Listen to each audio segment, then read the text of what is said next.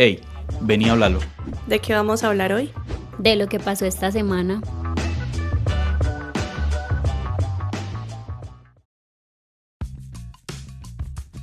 El presidente Gustavo Petro publicó un tuit este 23 de abril invitando a la ciudadanía a movilizarse el 1 de mayo durante las marchas por el Día del Trabajo para apoyar los 11 puntos de la Asamblea Constituyente, y el 28 de abril anunció que iba a estar acá en Medellín acompañando las marchas. Hola a todas, todos y todes nuestros oyentes, bienvenidos a un nuevo episodio de Hablalo. Soy Giselle Tobón y en este episodio número 77 estoy en cabina con José Manuel Holguín, y a quienes llegan por primera vez les contamos que este es un podcast de La Urbe, realizado por estudiantes de periodismo de la Universidad de Antioquia. Arrancamos este episodio hablando de toda la previa política alrededor de las marchas de este 1 de mayo, porque Giselle, no fue el presidente Petro el único que llamó a la ciudadanía a participar en este espacio. También el candidato presidencial Iván Cepeda el 27 de abril convocó a marchar este 1 de mayo para respaldar a las familias afectadas por los atentados en el Cauca, que hasta ahora deja 20 muertos. Y pues a esos mensajes se suma el apoyo de la Central Unitaria de Trabajadores, uno de los principales sindicatos de Colombia, que han afirmado que las movilizaciones serán también en respaldo a la candidatura de Iván Cepeda y Adia Quilcue. Todas estas situaciones pues, nos hacen cuestionarnos cómo estamos viviendo hoy el 1 de mayo y cómo influye la instrumentalización política para esta fecha. Y teniendo en cuenta que esta es una fecha histórica dentro del movimiento obrero, Holguín, pues vos tenés como más contexto, contanos. Sí, pues dicen, mira, pues todo esto inicia en 1889, bueno, un poquito antes, pero podríamos retroceder hasta el 89, en Chicago, Estados Unidos principalmente. Allá los principales sindicatos obreros pues llamaron una huelga masiva para el 1 de mayo, exigiendo mejores condiciones para los trabajadores de la zona. Duraron 3 días en huelga, hasta que ante miles de obreros, la policía de la ciudad comenzó a disparar hacia los manifestantes. La noticia escaló a nivel mundial, logrando establecer nuevos derechos laborales como las jornadas de 8 horas y reducción salarial. Es en París, ya luego es en París, en 1889 que la Segunda Internacional anunció el 1 de mayo como el Día de Conmemoración de los Trabajadores, un día que se ha vuelto referente para clamar por mejores derechos laborales. Precisamente, y es que entonces vemos que esta fecha ha mutado un poco, y ya no solo son las y los trabajadores los que salen a exigir las condiciones laborales que merecen, sino que desde el gobierno y la esfera política aprovechan ese día para respaldar sus agendas.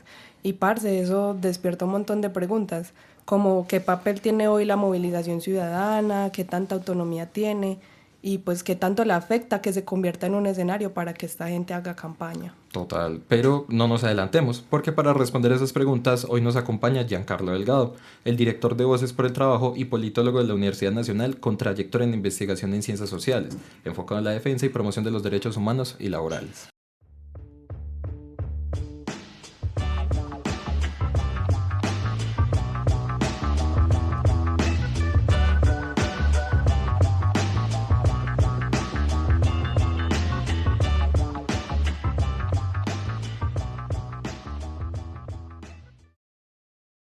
Giancarlos, bienvenido a Hablalo, gracias por acompañarnos el día de hoy con tu presencia. Pues después de todo este contexto queremos empezar como preguntándote pues cómo estamos viviendo realmente el 1 de mayo, por qué se ha transformado tanto su esencia.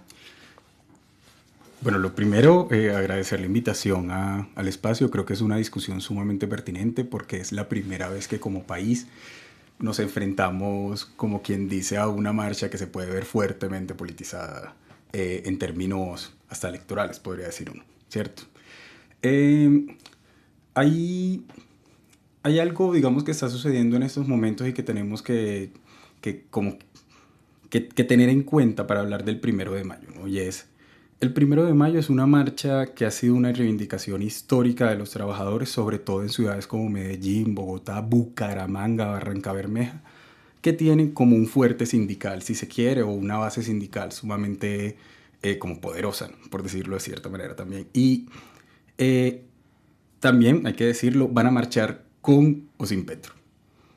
Es decir, el 1 de mayo para Medellín es una marcha histórica. Esta comparación puede sonar imprecisa, pero así como el Pride va a ser el Pride de Medellín, venga o no Madonna, el 1 de mayo va a ser el 1 de mayo en Medellín, Bogotá, Barranca, Bucaramanga, venga o no Petro. Eso es como un primer ejercicio. Ahora bien, no podemos negar que hay un asunto de representación político que de cierta manera deja ahí como como la duda de ¿será que se está politizando este ejercicio? ¿Será que algunas personas marcharán más en lógica de apoyo electoral que de reivindicación? Yo creo que es innegable que algunas personas, me atrevería a decir también que muchas, irán muy en lógica de apoyo electoral, ¿cierto? Ahora bien, todo hay que decirlo también, esto no debería impresionarnos porque la agenda de Petro en gran medida ha estado como cercana a las demandas laborales. De hecho, la reforma laboral que amplía el reconocimiento de las horas nocturnas, dominicales y festivos, el reconocimiento para, bueno, el contrato laboral para aprendiz escena, en fin, un montón de asuntos que empiezan allá a jugar. Creo que si hace parte de la agenda, uno podría decir, tiene derecho a participar también. Como que ese es un poco el debate. Ahora, o sea, pero no olvidemos que el 1 de mayo va a ser 1 de mayo con o sin Petro. Con respecto a eso, pues tú precisamente comentabas que el enfoque del gobierno de Gustavo Petro ha sido precisamente como un apoyo a esas políticas, ¿cierto? Sin embargo, por ejemplo, también este fin de semana pasado, el candidato Iván Cepeda había realizado un meeting en el que también llamaba, por ejemplo, a marchas, pero es para este 1 de mayo, pero no pensando en términos como, por ejemplo, los derechos laborales, sino como una solidaridad hacia hacia las víctimas de los atentados terroristas que se vivieron también este fin de semana. Te pregunto, o sea, ¿este tipo de invitación es algo, también es parte de la solidaridad de estas marchas o es simplemente algo coyuntural? Bueno, yo diría que el 1 de mayo tiene que ver directamente con trabajo. Es decir, el 1 de mayo, si ustedes se lo imaginan, es un grupo grandísimo de sindicatos, cada uno, digamos, como con su pancarta diciendo de qué sector es, supongamos, no sé, metalurgia, transporte, docentes, etc. Y si te soy honesto, no creo que las personas que asistan a la marcha lo piensen en lógica de apoyo a lo que está sucediendo con los atentados. Ahora bien, estamos en un contexto altamente politizado en lógica electoral, o sea, como que eso no lo podemos olvidar. Entonces es muy posible que como que en ese exacerbarse por el tema político, pues la gente asista. Es que eso es lo que se está cruzando en estos momentos con esa marcha. Por eso les decía al inicio que es algo muy sui generis para Colombia, como pensar que por primera vez en muchísimo tiempo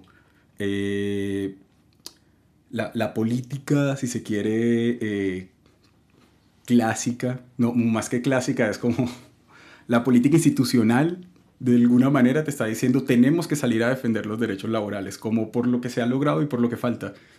Eso no suele ser lo que sucede. Entonces eso también como nos saca un poco del ejercicio. Sin embargo, si tú me preguntas en estos momentos, o sea, el 1 de mayo en realidad tiene una estructura tan sindical, tan centrada en el trabajo, que no creo que el tema se pierda. Es decir, de algo estoy seguro, y es que si bien va a haber una tarima en la que posiblemente se monte el presidente actual y todo esto, no va a perderse la reivindicación del 1 de mayo. De hecho, no sé si lo saben, pero el 1 de mayo es una fiesta para los trabajadores, ¿no? Los sindicatos, luego de que terminan la marcha, o sea, previamente ya tienen preparados sancochos, comidas, restaurantes, lugares para terminar la marcha. Es como toda una fiesta. Entonces, precisamente alrededor de esa reivindicación, ¿no? Y eso no se va a perder. Sin embargo, estamos ante los dos escenarios, ¿no? También se va a politizar, es muy posible que la Alpujarra eso termine repleto, así como terminan todas las marchas del 1 de mayo, que suelen ser masivas. No he tenido la experiencia de una marcha del 1 de mayo en la que no haya gente. Te interrumpo un momentico, Giselle. Por ejemplo, o sea, como me mencionas que es algo nuevo, por ejemplo, no ha pasado en anteriores gobiernos con respecto a este 1 de mayo. Por ejemplo, así pensar como no, los sindicatos salen a favor de, yo qué sé, por ejemplo, el gobierno Santos, las reformas del gobierno Santos, este 1 de mayo. ¿Eso antes no ha llegado a pasar? No. O sea, bueno, por lo menos en mi experiencia, no tengo registro de que haya pasado que un 1 de mayo se apoye específicamente a un gobernante, ni siquiera en lógica preelectoral, o que se monte a la tarima y demás. Eso es muy sui generis. También hay una particularidad acá. Los gobernantes en América Latina que apoyan demandas laborales suelen terminar en la tarima del 1 de mayo. Lula siempre está en la tarima del 1 de mayo y eso es todo un espectáculo y un asunto grandísimo, masivo. Petro lo viene haciendo los últimos 4 años. Tampoco es que va a suceder ahora. ¿Cuál es la particularidad? Va a suceder en Medellín. Medellín, que siempre se ha visto electoralmente como un fortín conservador y, bueno, más que conservador de la derecha, pues puede parecer algo atípico. De hecho lo es, pero bueno, tenemos que ver qué sucede al respecto. Creo que está cambiando un poco el panorama político e ideológico de lo que está sucediendo en Medellín y electoralmente esa va a ser como una suerte de prueba de fuego para darnos cuenta si sí está sucediendo o simplemente es un apoyo masivo en las calles. Porque ir a marchar no significa ir a votar. Sí, y precisamente como en esa misma línea, pues nos preguntábamos como por, bueno, estos dos propósitos de los manifestantes, hay unos que van a salir a marchar por el gobierno, otros que van a salir a marchar pues por sus derechos y otros que van a salir a marchar por ambas cosas. ¿Eso no cambia la naturaleza un poquito de la movilización social?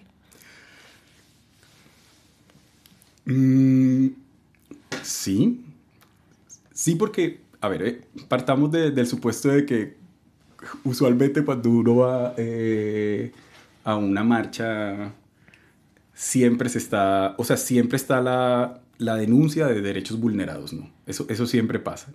Y que quizá en esta marcha la lógica sea un poco más reivindicativa.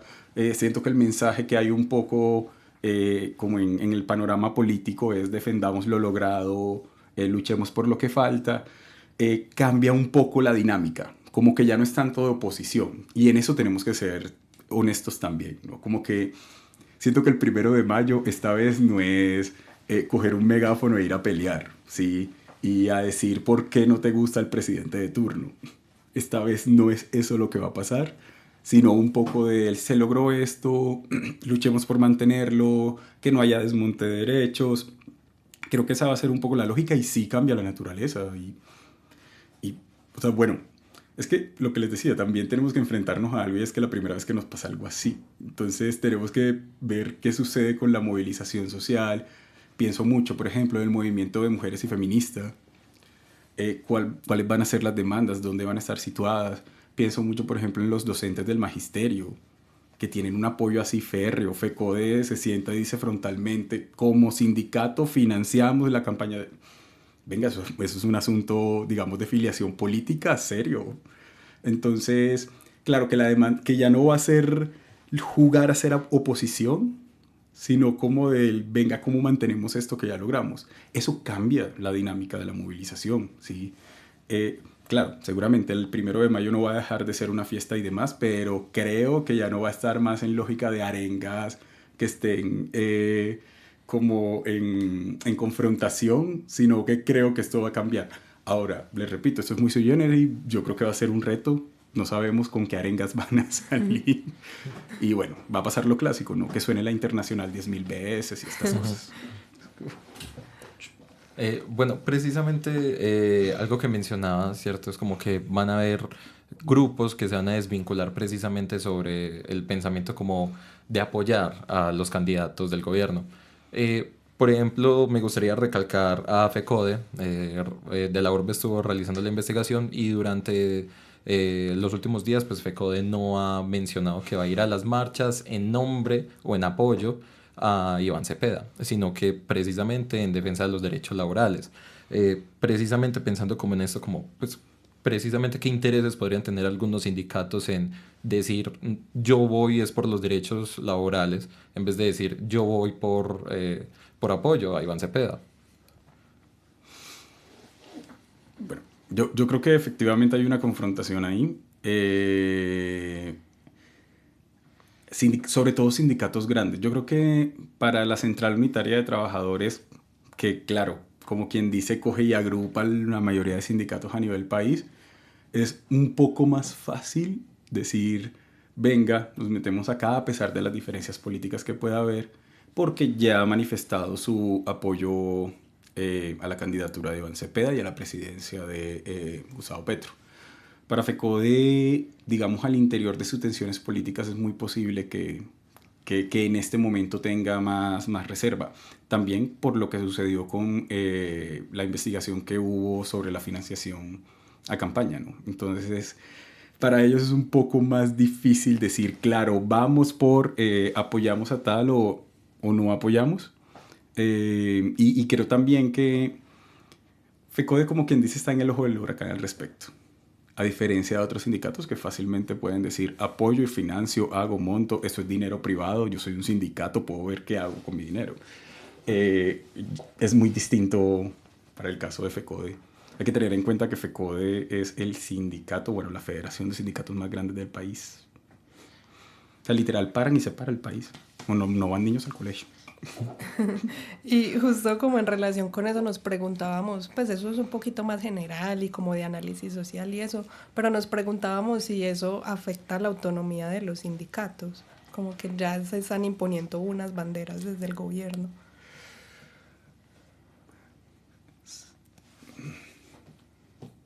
Sí. Yo creo que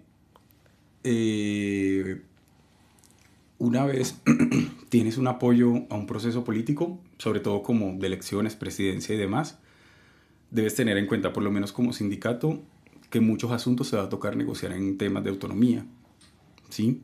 Ahora bien, es una relación costo-beneficio, y aquí quiero ponerme muy práctico, ¿sí? Es como, me vas a dar los derechos que llevo 20 y tantos años peleando. Si eso me toca autonomía, dámelos. ¿Sí me van a entender? Es una lógica de juego, ¿no? Como que puede sonar muy cruel. Yo sé que la democracia debería ser más bella, pero... Debería. Pero venga, es como esto que me va a costar por la vía de seguir peleando como sindicato y reivindicando derechos, y no solo reivindicándolos, exigiéndolo vía judiciales, incidencia política, lobby legislativo, moviéndome por 10.000 medios, metiendo 10.000 demandas. Sí se puede solucionar en una suerte de reunión en la que con el candidato lo comprometo a que va a cumplir con X y yo apoyo con Y. Es mucho más fácil y es una negociación política que creo a los sindicatos se enfrentan, ¿no? Yo creo que ese asunto es sumamente importante porque sí, efectivamente está en discusión la autonomía, pero la autonomía también es decidir de qué me bajo para ver qué logro. Sí, y no hay que olvidar que finalmente los sindicatos están inmersos en el juego político, no en el juego político electoral, sino en la defensa y logro de derechos, ¿no? O sea, y no... Yo creo que muchas veces nos pasa que vemos a los sindicatos como estos señores, usualmente no los feminizamos, esto es grave, como estos señores que ya están un poquito viejitos, bigotudos, van y pelean por cosas y son súper irreductibles. Y se nos olvida también que finalmente, independiente de que sean irreductibles o no, están jugando políticamente por el logro de unos derechos que literal les toca buscar cómo lograrlo. Si te toca lograr negociando con un candidato o con un presidente, se logra. ¿Sí? O sea, si te toca buscarlo viendo la manera de prestar un apoyo, sacrificando autonomía, también se logra. Y en esto tenemos que, como quien dice, ser honestos con cómo funciona el juego político al interior, no solo de los sindicatos, sino al interior del gobierno, ¿no? Con las organizaciones. Esto mismo sucede con organizaciones de derechos humanos, ambientales, etcétera. Sí, precisamente, pues, digamos que en general todo este tema, pues, sí nos pone como a pensar como precisamente estos días de conmemoración, pues, se comienzan a utilizar para realizar política, principalmente por clanes políticos, élites políticas, principalmente en el país. Por ejemplo, pensando, digamos que en esta dinámica, pues precisamente como, por ejemplo, una élite política, ¿cierto? Tal vez, digamos, como desde la derecha, podríamos pensar, podría aprovecharse como de los trabajadores para estas fechas conmemorativas. Te pongo un ejemplo, por ejemplo, la redundancia, cuando por ejemplo las centrales de empresariales, ¿cierto? Los gremios empresariales convocan, por ejemplo, a marchas en contra de distintas reformas laborales, ¿cierto? Entonces se presenta, digamos que esa lucha así constante. Bueno, para el caso del 1 de mayo, lo que creo es que hay presiones y esto suele suceder mucho al interior de las empresas, por ejemplo. Bueno, de los sindicatos yo creo que esa suele ser una fecha tan importante que los dejan como intocados, ¿no? Pero posterior a esto suele suceder y tiene todo el sentido del mundo que crezcan las afiliaciones al interior de los sindicatos, que los trabajadores se emocionen un poco viendo la movilización, yendo una primera vez a una marcha como esta. Y lo que suelen haber son represalias por parte de los empresarios. Yo considero que hay algo que sí está sucediendo en términos como de, sobre todo de lo que tiene que ver con la participación sindical en apoyo a las campañas pues, electorales en este momento, ¿no? Y yo siento que como que creo que el caballito de batalla futuro, ¿sí? En este momento aún no está sucediendo, está como creo yo, cosiéndose eso. Pero el caballito de batalla a futuro respecto al apoyo electoral van a ser los sindicatos. Es decir, a los sindicatos se los van a montar, van a buscar intervenirlos, van a buscar investigarlos, precisamente por todo este apoyo. Mira, ya pasó con FECODE, ¿no? Que FECODE se tuvo que parar y decir como esto es privado, es decir, el sindicato no le pertenece al Estado y puede hacer lo que quiera con su plata. Si se lo quiere dar a una campaña o no, pues puede hacerlo. A ese nivel, ¿no? Un sindicato de la magnitud de FECODE, ¿no? Ahora imagínate con otros sindicatos un poco más pequeños, la posibilidad de tener despidos. Ahora bien, justamente gracias a la reforma laboral, despedir sin justa causa en Colombia es mucho más difícil. Entonces, justamente ahí como que se cruzan estos asuntos, ¿no? O sea, pienso mucho, un sindicalista, pongamos, de cualquier sector, transporte, ¿cómo lo va a apoyar si sabe que va a ser más difícil que lo echen en este momento? Justamente por una reforma laboral del presidente de turno. Sí, pues como que todo eso de los sindicatos es muy Juego de Tronos ahí junto con el gobierno. Pero entonces me pregunto cómo se compara eso con la situación de los años anteriores. Pues y no solo como recientemente, sino como históricamente, cómo ha sido esa situación para los sindicatos, cómo han cambiado como esas luchas. Yo creo que los sindicatos siempre van a tener lo que en estudios del trabajo llaman como el conflicto obrero-patronal. Eso siempre va a estar, vea, independiente también de qué presidente se monte, usted va a tener condiciones tensas con su patrón en el mayor de los casos, ¿cierto? No van a ser siempre relaciones armónicas de diálogo social, donde hasta el mismo Estado entra y media la relación, eso no suele pasar. Entonces, claro, yo creo que los sindicatos tienen que enfrentarse a esa disputa constante, por ejemplo, de que no quieran pagar horas extras, del que no atiendan enfermedades laborales a tiempo, que no tengan protocolos de salud y seguridad en el trabajo, que no entreguen la dotación a tiempo, todo lo que suele pasar en los trabajos. Y a la par tienen que enfrentarse a asuntos más de carácter nacional, ¿no? Lo que te decía en algún momento, creo que también pasa este asunto de como sindicato y como trabajador, ¿cómo no voy a apoyar al presidente? Pues, pongo un ejemplo sencillo. Si me ganaba 1.600.000 algo un año, paso a ganarme 2 millones pulpitos. Es decir, el vigilante del edificio donde vivo le está sucediendo en ese momento, frontalmente. ¿Cómo no va a salir a marchar? Es una movida política, posiblemente. Es una movida política que garantiza derechos. También. Pues yo creo que ya para ir cerrando y nos vamos como a ir por otro camino, pero que está relacionado precisamente con esto, y es que pues en el actual contexto que vimos de que pues los empleos y los trabajadores y las trabajadoras se están volcando un poquito a este asunto como de lo digital, pues ¿qué garantías tienen las y los trabajadores colombianos para estos empleos digitales? Pues teniendo en cuenta que al menos el 25% de la población colombiana no tiene acceso a internet. Complicado, ¿cierto? Es un tema... Yo, sin ser un experto así en el tema, bueno, como que las aproximaciones que han habido en Colombia alrededor de la digitalización de empleos y todo esto ha estado más centrada en cuáles se pierden o cómo se reemplazan, es decir, cómo hacemos una reconversión laboral de aquellos empleos que se van perdiendo. La clásica que sucedió, por ejemplo, con el caso de sector bancario, de la cajera, el cajero persona, ¿no? Que te atendía y demás, pues esto se ve altamente reducido, los asesores y demás, por la aplicación, ¿no? La existencia de una aplicación Yo pienso mucho en algo, no sé, como la última matrícula del pregrado que yo pagué, en realidad había que ir a la universidad, o sea, no existía aplicación. Mejor dicho. O sea, había que hacerlo. Es un asunto que posiblemente para ustedes nunca haya sucedido. Ya ustedes nacieron entrando a La digitalidad. entrando a la aplicación. Yo pagué mi última matrícula de universidad, sí, con una persona que me atendía, me hacía llenar un formato y ese formato se llevaba hasta la universidad para comprobar porque no era carreta. No era que tú tomaras fotos y lo enviaras por correo, tampoco te lo aceptaba. Algo así, ¿no? Como...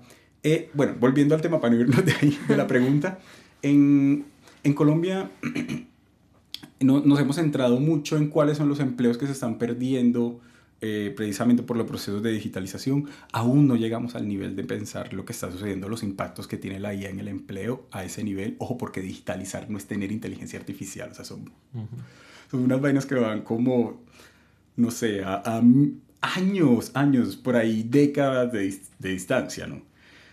Y en algún momento, una conversación que teníamos también como organización en Voces era, claro, nosotros estamos sumamente preocupados por la entrada de la IA a los empleos, pero tenemos que solucionar primero el asunto de la conectividad. En Colombia hay una brecha tecnológica sumamente alta. ¿Cómo así que la IA va a acabar con empleos si ni siquiera hay internet para el 90% de la población? O sea... como si no podemos garantizarle internet gratuito, libre de entrada, como que vea, que usted no tenga que preocuparse. Ni siquiera podemos garantizar que por lo menos el 50% de la población tenga un plan de datos en su celular, que tenga que llegar a la oficina, al trabajo, a la casa para conectarse, ¿no? Que eso es sumamente común. Entonces, si no podemos garantizar eso, preocuparnos directamente por eso. Si tenemos una brecha digital tan alta, es como casi que burlarnos de la brecha digital, como ponernos una venda y decir, no, ¿cuántos trabajos acabará la inteligencia artificial? ¿Cuántos la digitalización, etcétera? Tenemos una brecha enorme. Ni siquiera sabemos realmente cómo garantizar el cumplimiento de la brecha para que ahí sí me preocupe por cuando el bus del metro lo maneje un robot, una aplicación y no pueda subir en Carpinelo parte alta. Ya uno dice como que no sé, quedó en medio de un tropel por aquí por mentira, no, en Barranquilla y el... no sé, el robot no sabe qué hacer para solucionar esto, la aplicación que maneja el bus del metro. Algo así, como que esos problemas cotidianos. Y un último mensaje que quiero dejar acá y es que, claro, de hecho Colombia ya tiene un COMPES de inteligencia artificial, ¿no? Como una política pública para tratar el tema. Pero la lógica de Colombia respecto a algunos temas que se han posicionado en la agenda política, por ejemplo, transición energética, inteligencia artificial, etcétera, ha sido dejar bases de política pública como para ver qué hace luego de que los asuntos estén entrando como fenómenos mucho más grandes. Eso podría parecer inteligente, pero en Colombia en este momento no tenemos una política pública que piense la pérdida de empleos y la reconversión laboral asociada a procesos de digitalización. En este momento no existe. Como un paso a paso que te diga qué va a pasar. Entonces corremos algunos riesgos porque no sabemos o sea, como la prisa con la que cambia tecnológicamente el mundo es, no sé, abismal. Corremos el riesgo que suceda el caso que te ponía de los bancos, ¿no? De que una persona te atendiera y que después de 2 años hubiera una aplicación que funcionaba desde tu celular, antes desde tu computador, y que reemplace a una persona haciendo transacciones. Eso es como un riesgo que seguimos corriendo. Yo dije que para finalizar, pero con eso que hablabas me surgió una pregunta. Y es que pues esas banderas deberían entrar también el 1 de mayo con los marchantes, pues como que eso debería salir en las movilizaciones sociales, o todavía no es como lo suficientemente grande como para que la gente diga, esto es un problema, vamos a crear una arenga alrededor de la IA. Vea, le tengo el ejemplo perfecto. En Colombia todavía no hablábamos de transición energética ni esas vainas de manera como tan masiva hace 6 añitos. No, mentiras, 5 añitos, póngale. Como antes de pandemia. Aprox. Y resulta que, yo supongo que han escuchado también, se dio el cierre de una de las minas de Prodeco en la Jagua de Birico, Esto es como el tránsito de Cesar a Guajira, ¿no? Por el corredor minero. Y es muy teso porque, claro, ahí es cuando uno se da cuenta, 400 trabajadores sin empleo, un pueblo completo que en gran medida vivía alrededor de esto, el cierre de toda una mina. Estoy hablando de empleos directos, no los indirectos. Y de repente, ay, no, es la transición energética, estamos desmontando la producción de carbón. Imagínese usted, habitante de las aguas de Ibirico, le digan eso. Yo creo que lo mismo puede estar pasando un poco con el tema de la inteligencia artificial, ¿no? Como hasta que no sientes el golpe, no empiezas a movilizarte. Yo sí creo que la movilización temprana de estos asuntos es fundamental. Hay un montón de temas que laboralmente nos cogen mucha ventaja. O sea, como que ya se convierten en fenómenos que no sabemos cómo parar cuando ya los tenemos ahí. Y es inevitable. Y siento que sí es importante que esas banderas aparezcan. También, todo hay que decirlo, porque el movimiento sindical que representa a trabajadores y trabajadoras a nivel país necesita en estos momentos actualizarse respecto a sus temas para conectarse con los trabajadores. La tasa de sindicalización en Colombia no alcanza el 6%. Es decir, de todos los trabajadores, toda la gente cotizando salud, pensando mentiras. Pero sí, claro, ni el 6%. O sea, eso es un tema serio. Porque sería la posibilidad de que si te meten a un disciplinario alguien te defiende. De que puedan analizar, por ejemplo, si tu despido es con justa o sin justa causa y se logre un reintegro. Eso hacen los sindicatos también al interior de las empresas. Y muchos trabajadores pues no están familiarizados, o también lo entiendo, hay toda una versión política. En Colombia la cultura política en gran medida nos enseñó como quien dice, a ponerle el pero a los sindicatos, ¿no? Y a verlos por allá como muy aislados, como personas que no están cercanas a los trabajadores, etc.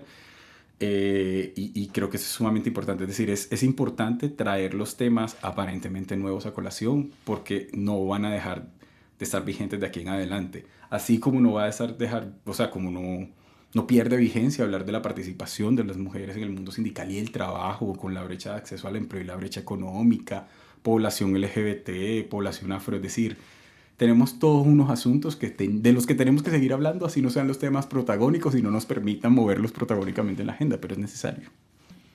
Bueno, yo creo que con eso cerramos el episodio de hoy. De verdad que muchas gracias por acompañarnos, Giancarlo, en este espacio. Muy valiosas tus respuestas. No, y súper todo. Muchas gracias. Muchísimas gracias por haber participado. Muchas gracias a ustedes, espero no aburrirlos. No, mentira, muchísimas gracias por el ejercicio. Y porque estén pensando estos temas, me parece increíble. Gracias. Sí me gustaría mencionar que para quienes nos escuchan, gracias por llegar hasta este punto. Este episodio es también una invitación a conmemorar los derechos de la clase trabajadora y lo que hay detrás del 1 de mayo. Antes de terminar, les contamos las 5 noticias más sonadas de esta semana. El 27 de abril, en Itagüí, municipio del sur del Valle de Aburrá, un incendio consumió la fábrica HA Bicicletas, donde se requirieron más de 80 bomberos y 15 horas de trabajo para contener las llamas. Según informes del municipio de Itagüí, no hubo ningún herido. El origen del fuego se sigue investigando. La Fiscalía General de la Nación inició un proceso de extinción de dominio sobre más de 400 establecimientos de la marca de ropa interior Lily Pink por presuntos casos de contrabando y lavado de activos. El martes 28 de abril, la Fiscalía confirmó por medio de un comunicado que la empresa estaría conformada por sociedades de papel, que simulaban operaciones de comercio exterior y que el lavado de dinero se estima en alrededor de 730.000 millones de pesos. Por otro lado, la Jurisdicción Especial para la Paz revisó los casos relacionados a los falsos positivos en el país durante el periodo de 1990 hasta el 2016, determinando, el pasado 28 de abril, que las víctimas por este tipo de política no fueron 6.402, sino 7.837 personas asesinadas extrajudicialmente. Los resultados de la nueva encuesta Invamer revelan que la intención de voto de las y los colombianos sigue estando liderada por Iván Cepeda con 44,3%. Le sigue de la Espriella en segundo lugar con 21,5%, mientras que Paloma Valencia se ubica en tercer lugar con 19,8%.